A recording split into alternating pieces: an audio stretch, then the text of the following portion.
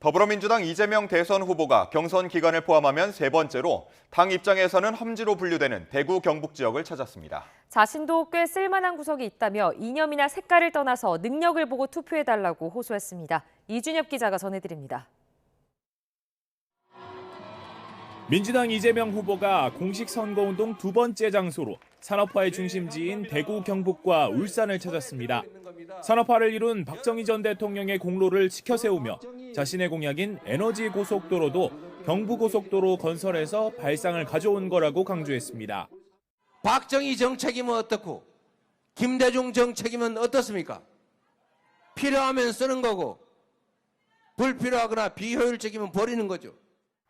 특히 보수세가 강한 지역인 만큼 정치인들에게 다른 선택의 여지가 있다는 것을 보여주는 것이 중요하다고 목소리를 높였습니다.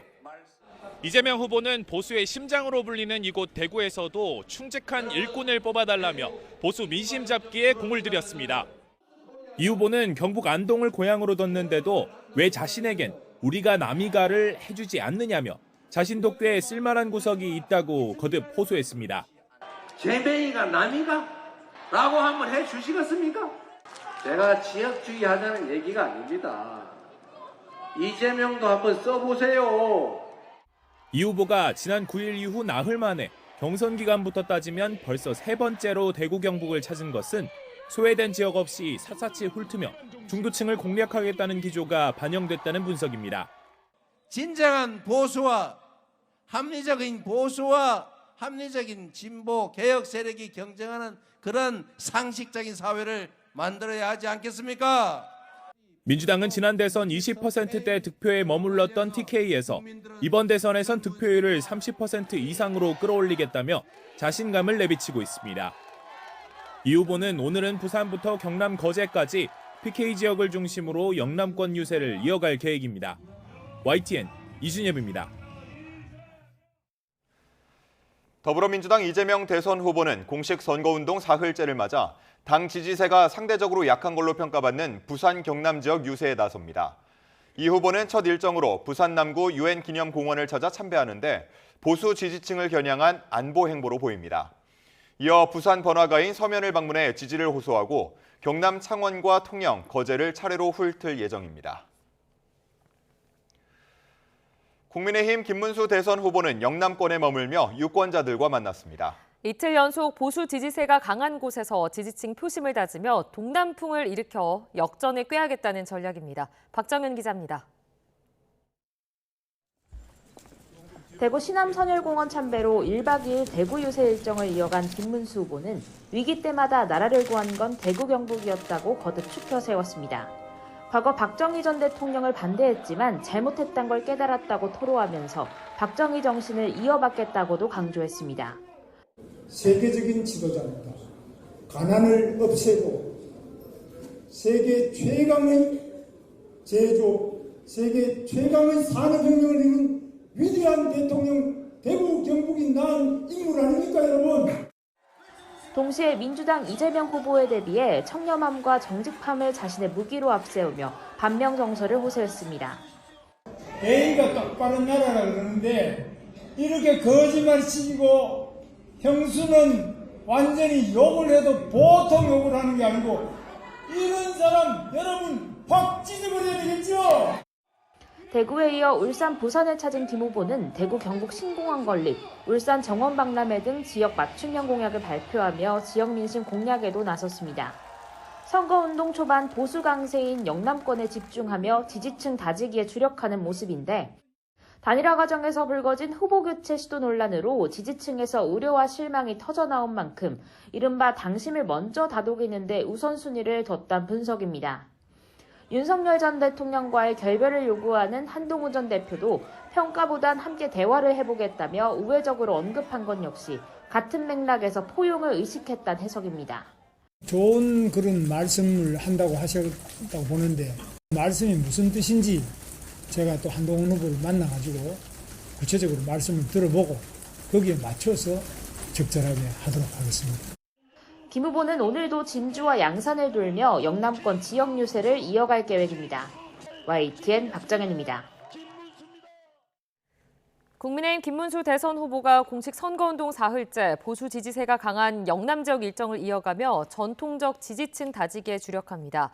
김 후보는 경남 진주중앙시장에서 상인들의 민심을 청취한 뒤 사천 우주항공청과 한국항공서비스를 잇따라 방문합니다. 이후 창원에 있는 원전 설비업체 두산 에너빌리티를 찾은 뒤 밀양 유세를 통해 유권자들을 만나고 이어서 양산 통도사를 방문합니다. 개혁신당 이준석 대선 후보는 대구의 미래를 책임질 적임자를 자처하며 역시 대구를 찾았습니다. 민주당 이재명 후보를 향해선 방탄에만 골몰한 책임을 져야 할 거라고 날을 세웠고 국민의힘 김문수 후보에겐 정말 계엄이 잘못이라고 생각하면 사퇴부터 하라고 쏘아붙였습니다. 김철희 기자가 보도합니다. 개혁 보수 입지를 굳히려는 이준석 후보에게도 선거 전 초반 대구행은 필수였습니다. 주 공격 대상은 국민의힘 김문수 후보. 김 후보가 계엄의 사과의 뜻을 밝힌 걸 두고 옆구리를 찔러 나온 발언은 의미가 없다고 깎아내렸습니다. 매서운 민심에 등이 떠밀렸을 뿐 진심은 아니란 건데 정말 계엄이 잘못이라고 생각하면 후보직부터 내려놓으라고 직격탄을 날렸습니다. 반탄 세력에 힘입어서 후보가 된 사람이기 때문에 사퇴를 하는 것이 마땅할 것입니다. 또 김 후보가 지난 2016년 민주당 소속 김부겸 전 총리에게 큰 표차로 패했다는 점을 상기시켰는데 흘러간 물이 새로운 물이 될 순 없다. 대구의 미래를 책임질 수 있는 후보는 자신뿐이라고 강조했습니다. 민주당 이재명 후보를 겨냥한 비판도 빼놓지 않았습니다. 특히 이 후보를 윤석열 전 대통령과 엮어 대한민국을 과거로 되돌린 분들이라고 혹평한 뒤 이제 사라지길 바란다고 주장했습니다. 또 그간 막강한 입법권을 본인 방탄에만 활용해온 만큼 유권자들이 표로 심판할 거라고 꼬집었습니다. 본인의 방탄을 위해 가지고 자신의 당을 끌어다가 고기방패처럼 쓰고 정말 대한민국 정치를 사법투쟁의 장처럼 만들어버린 그 장본인이기 때문에 김영삼 전 대통령의 차남 김현철 씨는 낡고 무능한 기성정치를 밀어내야 한다며 이 후보 지지를 선언했습니다. 이 후보는 공인탐정 제도 도입 등 퇴직경찰의 전문성을 활용한 치안 강화 공약을 발표했습니다. 대구 지역 일정을 소화한 이준석 후보는 TK 못지않게 보수세가 강한 부산으로 자리를 옮겨 미래보수 표심에 호소한다는 계획입니다. YTN 김철입니다. 개혁신당 이준석 대선 후보는 공식 선거운동 사흘째 전통적인 보수 강세 지역인 부산을 찾아 유권자들에게 지지를 호소합니다. 이 후보는 오전 유림을 대표하는 성균관 유도회를 찾은 뒤 부산대로 이동해 학생들과 학식을 먹으며 20대 청년 표심을 공략합니다. 이후 부산을 상징하는 자갈치 시장을 방문해 민생, 경제 민심을 청취하고 서면 젊은의 거리로 이동해 유세전을 벌일 계획입니다. 공천 개입 의혹과 관련해 오늘로 소환 통보를 받은 김건희 여사 측이 불출석 의사를 밝혔습니다. 조기 대선에 영향을 미칠 수 있는 만큼 정치적 중립을 고려해달라는 건데 검찰은 불출석 사유를 검토한 뒤 후속 조치에 나선다는 방침입니다. 김태원 기자입니다. 김건희 여사가 공천 개입 의혹과 관련한 검찰의 출석 요구에 응하기 어렵다는 입장을 밝혔습니다. 조사를 하루 앞두고 서울중앙지검 명태균 의혹 전담수사팀에 불출석 사유서를 제출한 겁니다. 김 여사 측은 서면에서 특정 정당의 공천 개입 의혹에 관한 조사가 강행되면 추측성 보도가 양산돼 조기 대선에 영향을 미칠 우려가 있다고 밝힌 걸로 전해졌습니다. 또 더불어민주당 이재명 대선 후보의 선거법 사건 등 관련 재판이 대선을 앞두고 모두 연기된 점이나 문재인 전 대통령이 대면 조사 없이 기소된 점 등도 불출석 사유로 언급된 걸로 알려졌습니다. 정치적 중립과 공정성을 확보하기 위해선 오히려 정치적 상황을 고려해 일정을 조율해야 한다는 게 김 여사 측 입장입니다. 김 여사 측 불출석 의사로 조사는 사실상 불발된 가운데 검찰은 원칙대로 수사를 진행하겠다는 입장입니다. 검찰 관계자는 김 여사 측이 제출한 의견서 내용을 토대로 정당한 불출석 사유가 있는지 검토한 뒤 후속 조치를 결정하겠다고 밝혔습니다. 수사팀으로선 김 여사의 대면 조사가 반드시 이뤄져야 한다는 입장인 만큼 조만간 다시 일정을 정해 출석을 요구할 가능성이 큽니다. 김 여사 측이 정치적 파장을 이유로 사실상 조기 대선 전까지 나가지 않겠다는 뜻을 내비친 만큼 여러 차례 소환 통보에도 불응했을 때 검찰이 강제 수사를 검토하게 될지도 관심이 쏠립니다. YTN 김태원입니다. 국회 법제사법위원회는 더불어민주당 주도로 조희대 대법원장 등 사법부의 대선 개입 의혹 진상규명 청문회를 진행합니다. 청문회에선 대법원이 민주당 이재명 대선 후보의 공직선거법 위반 사건을 서울고등법원으로 파기환송하는 과정에서 제기된 사법권 남용과 대선 개입 의혹이 다뤄질 예정입니다. 다만 앞서 조 대법원장과 대법관들은 청문회에 출석할 수 없다는 입장을 국회에 전달했습니다. 서부지법 폭동 사태 가담자들에 대한 재판이 잇따라 진행되는 가운데 오늘 피고인 가운데 2명에 대한 선고가 처음 내려집니다. 서울 서부지방법원은 법원에 침입해 난동을 부린 혐의로 재판에 넘겨진 김모 씨와 소모 씨에 대한 선고 공판을 오늘 오전 10시에 진행합니다. 김 씨와 소 씨는 지난 1월 19일 새벽 윤석열 전 대통령의 구속영장이 발부되자 서부지법 경내에 무담로로 침입한 뒤 집기를 집어 던지는 등 난동을 피운 혐의로 재판에 넘겨졌습니다.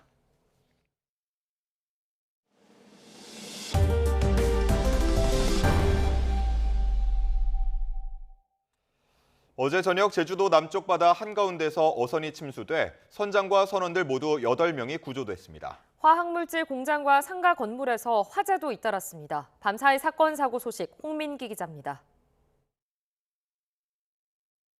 어제 오후 6시쯤 제주 서귀포시 남서쪽 560여 킬로미터 해상에서 29톤급 어선 어지노가 침수되고 있다는 신고가 해경에 접수됐습니다. 해경은 경비함정과 항공기를 급파하고 사고 해역 인근에 있는 중국 당국과 주변 선박에도 구조 협조를 요청했습니다. 이어 2시간쯤 뒤 배에 타고 있던 한국인 선장 등 8명이 중국 해경선 2척에 무사히 구조됐습니다. 우리 해경은 선장과 선원들을 인계받고 이들을 상대로 정확한 사고 경위를 조사할 방침입니다. 어제 저녁 8시 20분쯤 대전 서구 만년교 인근 도로에서 경차 한 대와 SUV 차량 2대가 잇따라 부딪혀 운전자 등 모두 4명이 다쳤습니다. 경찰은 신호를 위반해 좌회전하던 경차가 마주오던 다른 차량을 들이받은 걸로 보고 있습니다.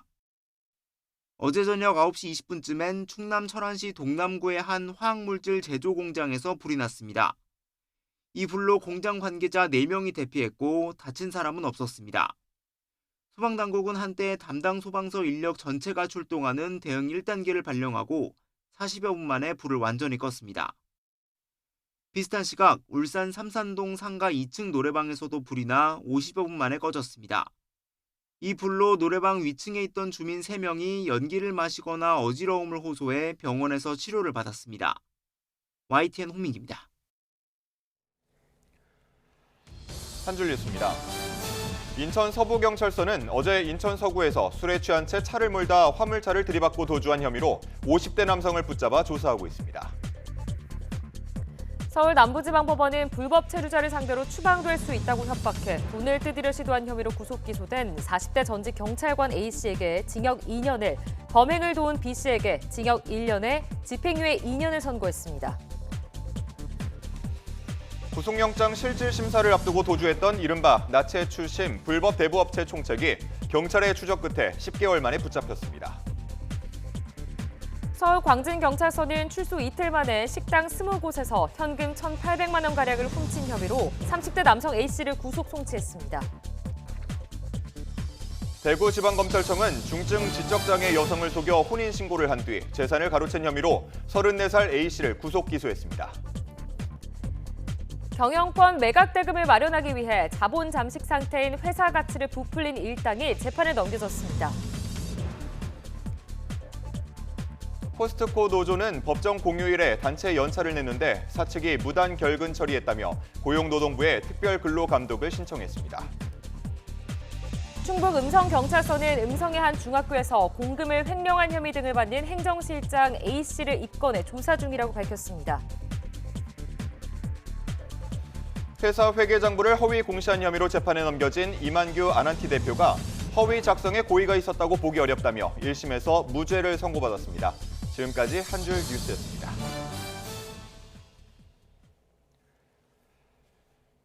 트럼프 미국 대통령의 관세 정책에 따른 인플레이션 우려가 제기되고 있지만 4월 미국 소비자 물가 상승률이 시장의 예상치를 밑돌았습니다. 미국 노동부는 지난달 소비자 물가 지수 CPI가 1년 전보다 2.3% 올라 3월에 2.4%보다 상승폭이 둔화한 데다 2021년 2월에 1.7% 이후 4년 만에 가장 낮은 상승률을 기록했다고 밝혔습니다. 다우존스가 집계한 전문가 전망치 2.4%도 밑돌았지만 전월 대비 상승률은 0.2%로 전망치에 부합했습니다. 변동성이 큰 에너지와 식품을 제외한 근원 CPI는 1년 전보다 2.8% 올라 기대치에 부합했고 전월 대비 상승률은 0.2%로 전망치를 밑돌았습니다. 경제 전문가들은 관세의 영향이 시차를 두고 나타나는 데다 기업들이 소비 둔화를 우려해 아직 관세 비용을 소비자에게 전가하지 못한 것으로 풀이된다고 설명했습니다. 젤렌스키 우크라이나 대통령이 던진 정상회담 제안에 푸틴 러시아 대통령이 아직 답변을 내놓지 않고 있습니다. 다급해진 젤렌스키 대통령은 연일 트럼프 미국 대통령을 내세워 압박하고 있는데 희박하지만 새 정상이 극적으로 이스탄불에서 만날 가능성도 배제할 수 없는 상황입니다. 런던 조수연 특파원이 보도합니다. 러시아와 우크라이나의 회담 예정일이 코앞으로 다가왔지만 정상회담의 성사 여부는 여전히 불투명합니다. 러시아 측은 거부 의사를 밝히지 않은 채 말을 아끼고 있습니다. Российская сторона продолжает готовиться к переговорам. Вот, собственно, все можно сказать. Пока больше ничего мы комментировать не собираемся. 현재까지 성사 가능성은 희박하다는 관측입니다. 푸틴 대통령이 직접 참석하면 젤렌스키 대통령을 협상 상대로 인정하고 양보한다는 인상을 줄 수 있어 응하기 쉽지 않을 거라는 분석입니다. 오히려 러시아에선 외국군의 완전한 철수 등을 포함해 3년 전보다 더 강경한 조건을 제시할 거란 전망도 나왔습니다. 젤렌스키 대통령은 연일 푸틴 대통령을 압박하고 있습니다. 특히 트럼프 대통령이 참석할 경우 정상회담 추진에 큰 동력이 될 수 있다며 거듭 SOS를 쳤습니다. 정상회담이 끝내 무산될 경우 서방이 제재 강화로 대응해야 한다고 주장했습니다. Я вважаю, що неприїзд Путіна знов ігри – це фінальна точка його демонстрації, що вони не готові до закінчення війни, а значить 젤렌스키 대통령은 키이우에서 기자회견을 마친 뒤 곧바로 튀르키예로 출발했습니다. 중동 순방에 앞서 전격적인 튀르키예 방문 가능성을 열어놨던 트럼프 대통령은 루비오 국무장관과 2명의 특사를 이스탄불로 파견하기로 했습니다. 이번 회담에서 좋은 결과가 나올 수 있다며 일단 낙관적인 전망을 내놓았습니다. 트럼프 대통령이 직접 회담장에 깜짝 등장할 가능성도 배제할 수 없어서 새 정상의 만남이 극적으로 성사될지 관심이 높아지고 있습니다. 런던에서 YTN 조수연입니다. 블라디미르 푸틴 러시아 대통령은 우크라이나가 젊은이들을 강제로 징집하는 것과 달리 러시아 젊은이들은 매월 5만에서 6만 명이 스스로 입대하고 있다고 밝혔습니다. 푸틴 대통령은 현지 시각 13일 러시아 기업단체와 만나 우크라이나는 강제 동원령을 수용해 거리에서 사람들을 길 잃은 개처럼 잡아가고 있지만 우리 쪽은 젊은이들이 자원 입대하고 있다고 주장했습니다. 특히 한 달에 5, 6만 명이 스스로 이곳 우크라이나 특별군사작전구역에 온다고 말했습니다.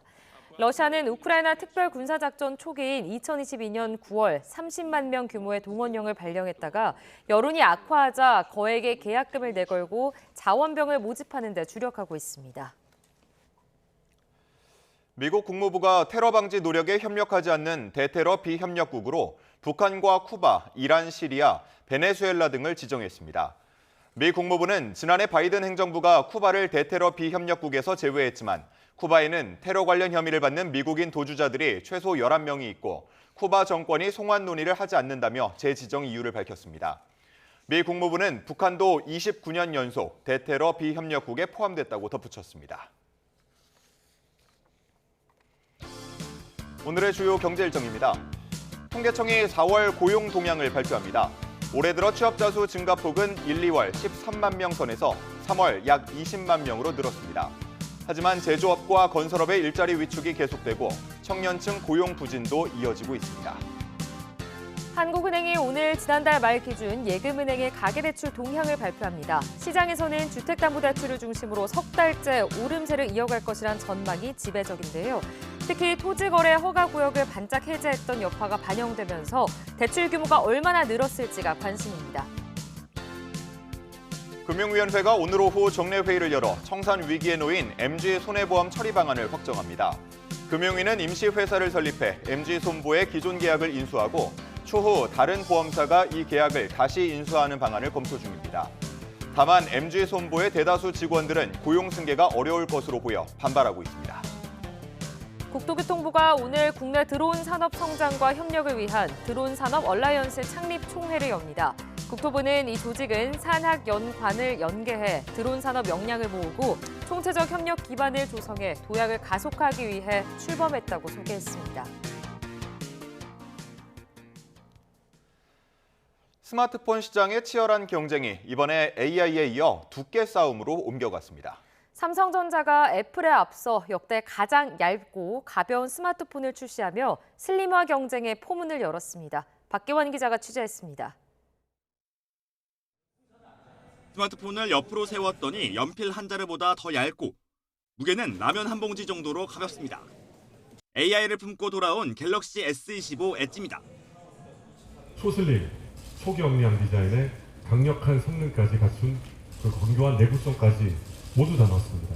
세계에서 처음으로 갤럭시 S25 엣지를 공개하게 되었고 갤럭시 S25 엣지는 삼성이 올해 초 출시한 전작들보다도 압도적인 얇기를 자랑합니다. 이 때문에 화면 크기나 성능 면에서 비슷한 갤럭시 S25 플러스보다도 15만 원가량 더 비싼 150만 원으로 가격이 책정됐습니다. 더 얇은 스마트폰을 위해 강한 신소재를 도입하고 내부 구조까지 바꿨습니다. 0.1mm의 디테일까지 극도의 슬림함을 추구하는 치열한 기술 한계를 넘기 위한 노력으로 지난해 AI폰 경쟁이 치열했던 스마트폰 시장. 이제는 슬림화 경쟁이 본격화될 전망입니다. 발단은 지난해 출시된 화웨이의 트리플 폴드폰. 한 번 접힌 삼성 스마트폰이 두 번 접은 화웨이보다 두껍다는 지적에 삼성은 이례적으로 Z 폴드 스페셜 에디션을 내놓으며 응수했습니다. 이번엔 하반기 출시가 예고된 애플의 슬림화 제품 아이폰 17 에어보다 한 발 앞서 더 얇아진 신제품을 선보였습니다. 스마트폰 시장 자체가 침체됐다는 평가 속에서도 소비자들의 눈길을 끌기 위한 기술 경쟁은 그 어느 때보다 치열하게 펼쳐지고 있습니다. YTN 박견입니다.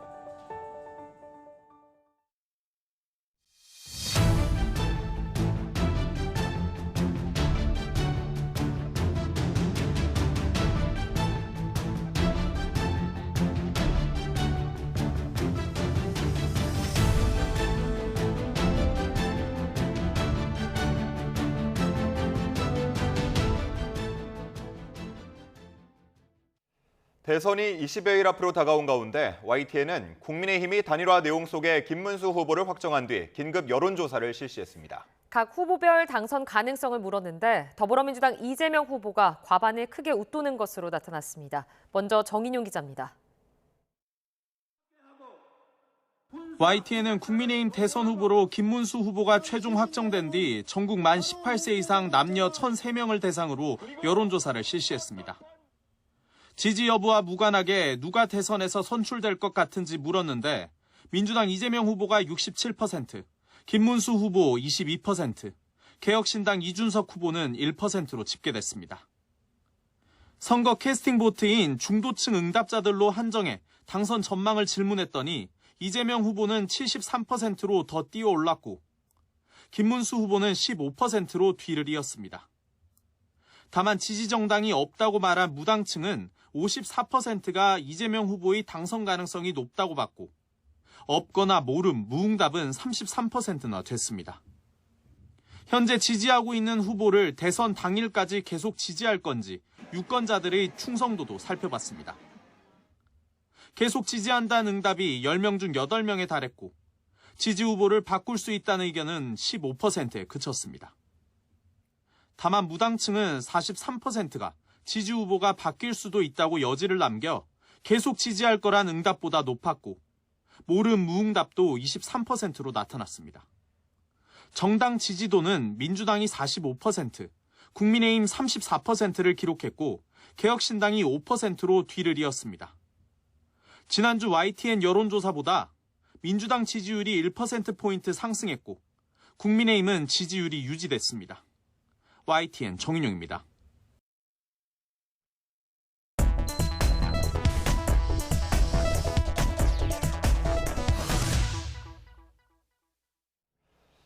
YTN은 공동구매 등으로 사람을 유인해 돈을 가로채는 이른바 팀미션 사기 범죄에 대해 연속 보도하고 있습니다. 팀 미션 사기 피해자들은 보이스피싱이 아니라는 이유로 피해 구제 요청을 거절당했다고 호소했습니다. 법에 어떤 빈틈이 있는 건지 윤태인 기자가 취재했습니다. 팀 미션 사기로 1억여 원을 뜯긴 A씨도 1,400만 원가량을 잃은 B씨도 사기라는 걸 알고 바로 은행에 전화했지만 소용이 없었습니다. 보이스피싱이 아니라서 안 된대요.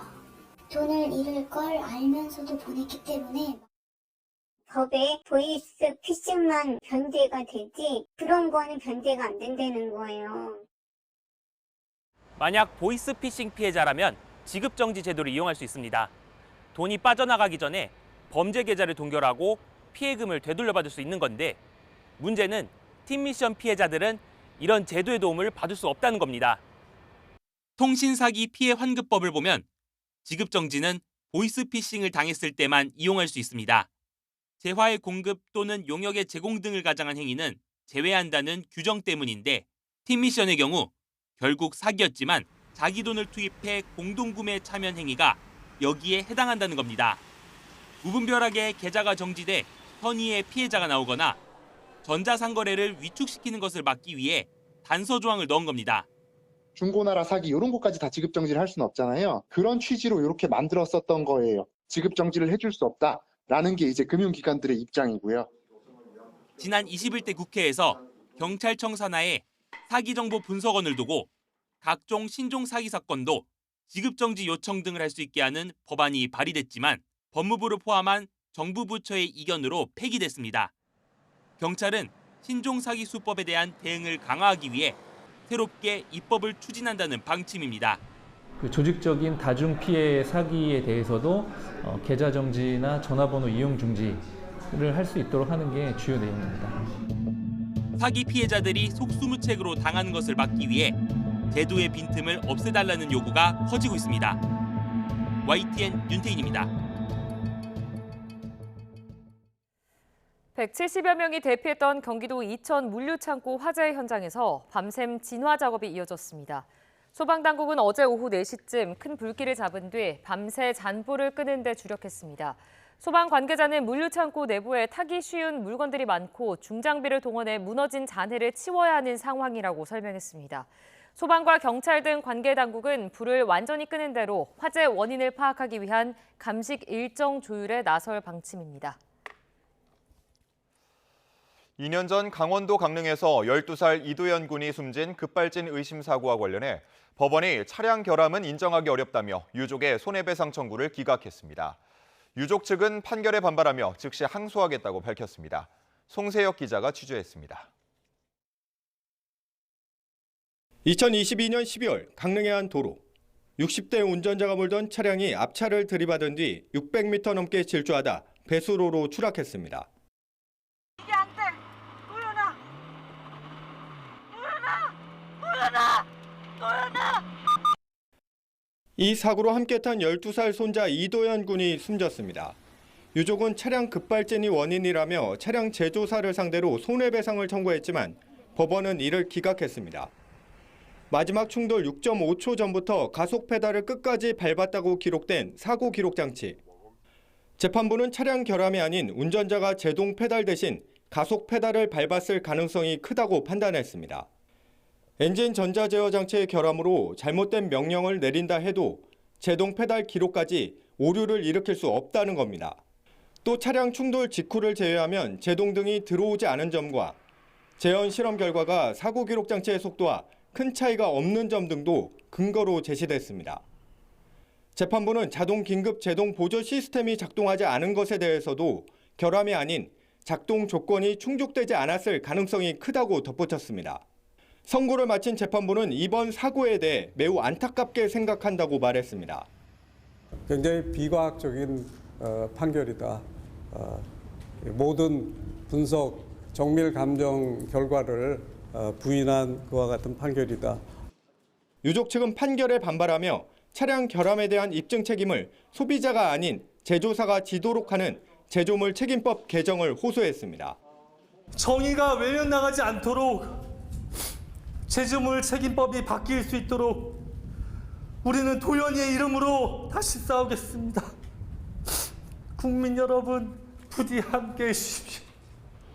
유족 측은 즉시 항소하겠다고 밝혔습니다. 항소심에서 다른 판결이 나올지 주목됩니다. YTN 송세혁입니다. 웹툰 작가 주호민 씨의 아들을 정서적으로 학대한 혐의로 1심에서 유죄 판결을 받은 특수교사가 2심에서는 무죄를 선고받았습니다. 1심과 달리 2심에서는 부모가 아이 옷 속에 녹음기를 숨겨 몰래 녹음한 내용의 증거 능력을 인정하지 않았습니다. 정현우 기자가 보도합니다. 특수교사 A씨는 웹툰 작가 주호민 씨의 아들을 학대한 혐의로 재판을 받아왔습니다. 지난 2022년 주 씨 부부는 아들이 불안 증세 등을 보이자 아들 옷에 녹음기를 넣어 학교에 보낸 뒤 녹음된 내용을 바탕으로 A씨를 경찰에 신고했습니다. 녹음기엔 A씨가 주 씨 아들에게 버릇이 매우 고약하다, 싫어 죽겠다, 정말 싫다고 말한 내용이 담겨 있었습니다. 1심 법원은 A씨에게 벌금 200만 원의 선고유예 판결을 내렸습니다. 그런데 2심 재판부는 유죄 판단을 뒤집고 A씨에게 무죄를 선고했습니다. 재판에선 몰래 녹음한 내용이 증거 능력이 있는지가 쟁점이 됐습니다. 녹음을 증거로 인정한 1심과 달리 2심은 통신비밀보호법이 금지하는 공개되지 않은 타인 간 대화 녹음으로 보고 증거로 사용할 수 없다고 판단했습니다. 또 1심은 녹음을 학대 의혹을 확인하기 위한 장애아동을 둔 부모의 정당한 행동이라고 봤지만 2심은 위법성을 면제할 만한 정당한 행위가 아니라고 봤습니다. 특수교사 A씨는 변호인을 통해 자신을 지지해준 교사 등에게 감사하다는 입장을 냈습니다. 2심에서 1심에서 판단한 그 법 논리가 잘못된다는 점을 지적하면 후에 이렇게 무죄를 선고한 거에 대해서 대단히 환영합니다. 반면 주 씨는 장애 아동의 피해 입증이 어렵다는 것을 느끼게 한 판결이라고 말했습니다. 굉장히 속상하지만 일단은 법원의 판단을 존중합니다. 장애아가 자신이 피해를 당했을 때 그것을 증명하는 방법이 정말 어렵다는 것을 A씨에게 징역 10개월에 취업 제한 3년을 구형했던 검찰은 대법원 상고 여부를 검토하고 있습니다. 대법원은 지난해 초등학생 자녀 가방에 넣은 녹음기에 담긴 폭언을 근거로 부모가 교사를 아동학대 혐의로 신고한 사건에서 해당 녹음을 증거로 인정하지 않았습니다. 다만 이번 사건에선 1심과 2심의 판단이 달랐던 만큼 대법원이 어떤 판단을 내릴지 관심이 쏠리고 있습니다. YTN 정현우입니다.